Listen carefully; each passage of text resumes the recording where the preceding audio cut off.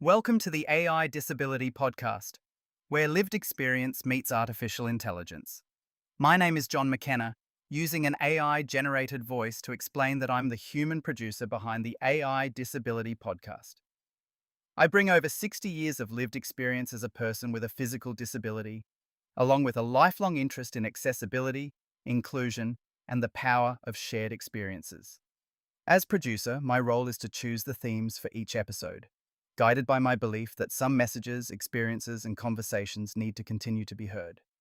From there, artificial intelligence researches the theme, develops the conversations, using two synthetic voices you will hear as your hosts.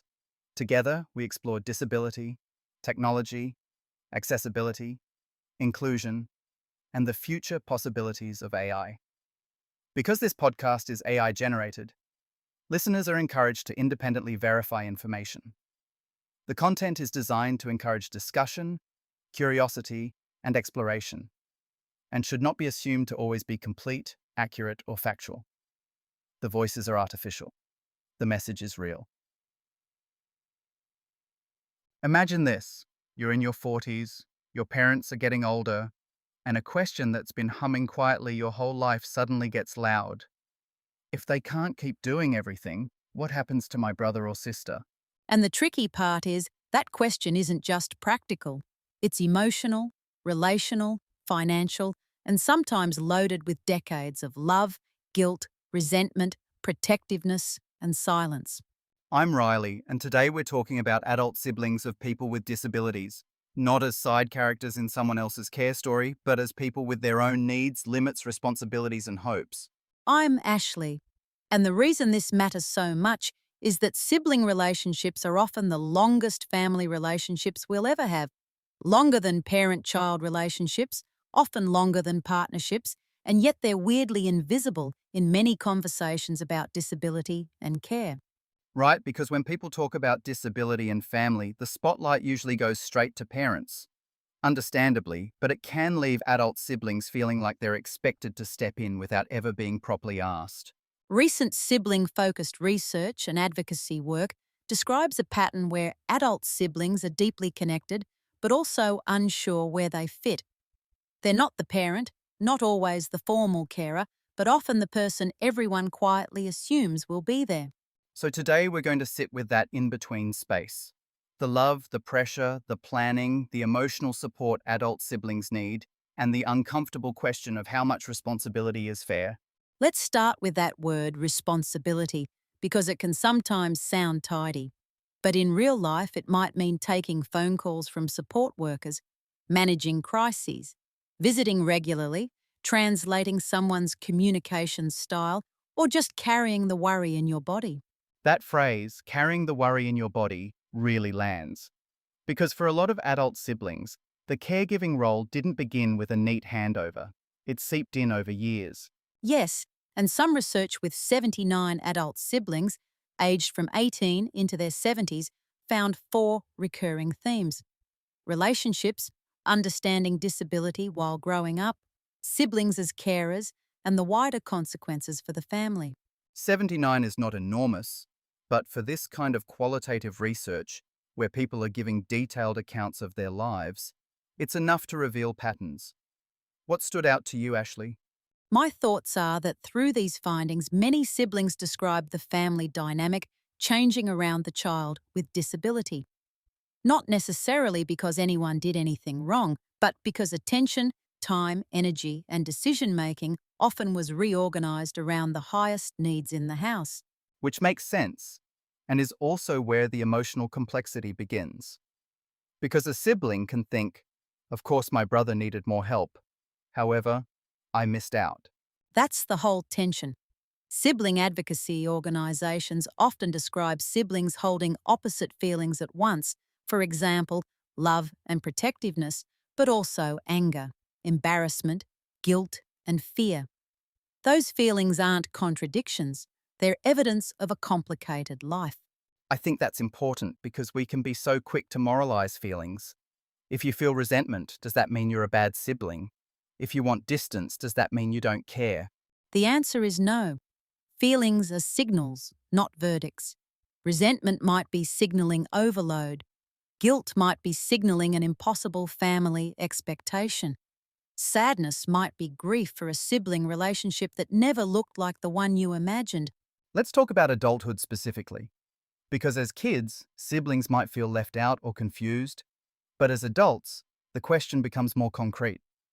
Who makes decisions, who visits, who pays attention, who gets the late night call? And who has authority? That's a big one.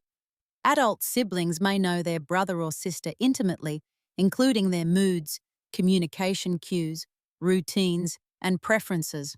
But formal systems don't always recognize that relational knowledge unless it's attached to an official role. So you can have this strange situation where the sibling has decades of lived expertise, but in a meeting they're treated like a concerned relative hovering at the edge. Yes, and some adult siblings report feeling disconnected once formal supports are in place. Not because support is bad, obviously, but because professional care can unintentionally push family relationships into administrative roles or shut siblings out altogether. That's such a delicate balance. On one side, formal support protects everyone from assuming family must do everything. On the other, if services ignore siblings, they can weaken one of the most enduring relationships in the person's life. And here's where it gets nuanced. The strongest argument for boundaries is that siblings deserve their own lives. They shouldn't be treated as replacement parents, unpaid case managers, or the automatic safety net because of birth order. I hear that completely. But the counterpoint is that some siblings want to be involved, not out of obligation, but because the relationship matters. Excluding them in the name of independence can actually be a different kind of harm. Fair. Though I'd push slightly and say involvement has to be chosen, supported, and clearly defined. If the only options are total responsibility or emotional exile, that's not a real choice. That's the line, isn't it? The goal shouldn't be how do we get siblings to take over? It should be how do we help siblings stay connected without being swallowed whole? Exactly. A useful phrase from sibling advocacy is relationship first, meaning the brother-sister bond matters in itself, not only because one person might provide care, transport, advocacy, or crisis management. Relationship first sounds simple, but I imagine it's hard in practice.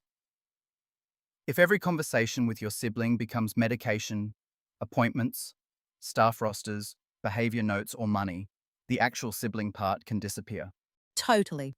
Imagine your only contact with your sister is problem solving. You stop sharing jokes, music, old family memories, or just ordinary time. The relationship becomes a spreadsheet with feelings attached, which is a bleak little sentence, but accurate. Bleak, but extremely vivid.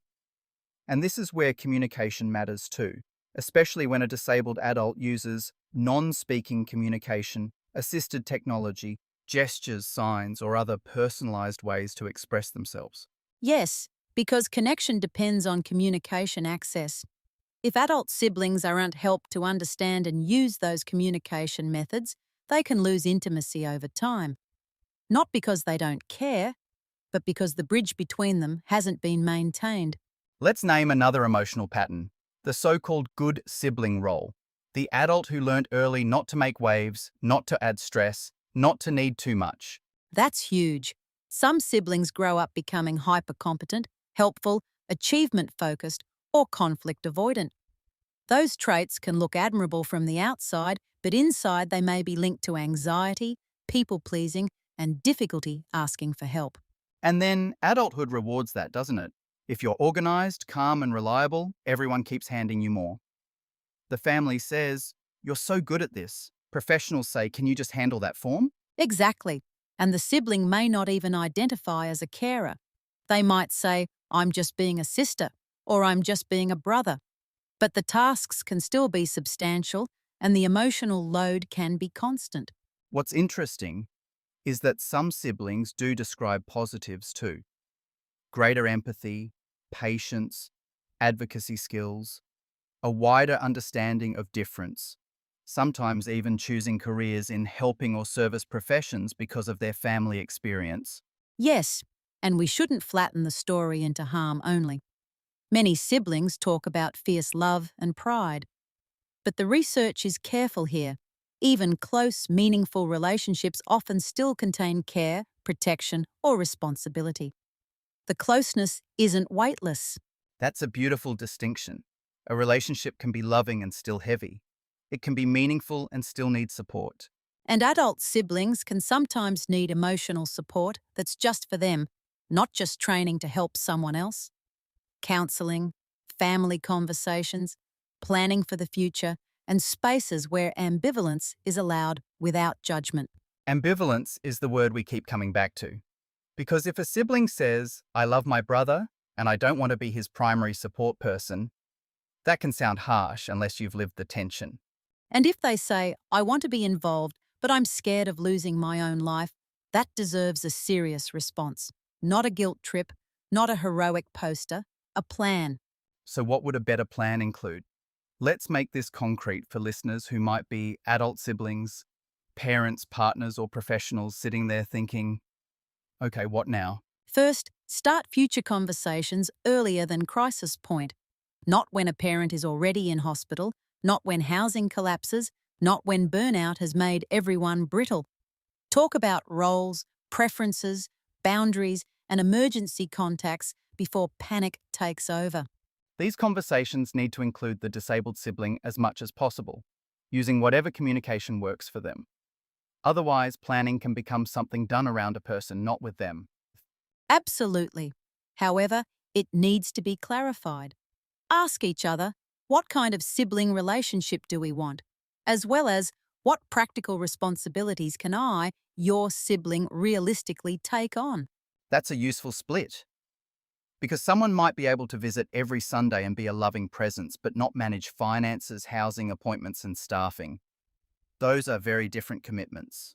Third, emotional check-ins need to be normal. Adult siblings may carry old grief, anger about unequal attention, fear about the future, or guilt about living more freely. None of that disappears just because we get older. And partners matter here too. If you're building your own household, having children, moving for work, or managing your health, sibling responsibility doesn't sit in a vacuum. It affects real adult choices. That's why the fair synthesis is not family versus formal support. It's both, but with consent, clarity, and emotional care. Adult siblings can be part of a good life for their brother or sister while still having a good life of their own. So the takeaway today is simple, but not easy. Adult siblings are not backup parents, and they're not outsiders. They're people in a lifelong relationship that deserves recognition, boundaries, and support. And if you're an adult sibling listening, maybe the invitation is to ask yourself one gentle question. What do I need? Not just, what does everyone need from me? That question can be the beginning of a healthier outlook. Beautifully put, Ashley. Thanks for spending these 10 minutes with us. And if this episode brought someone to mind, maybe send them a message that says, I'm thinking of you, not, can you do one more thing? I'm Riley, and we'll see you next time.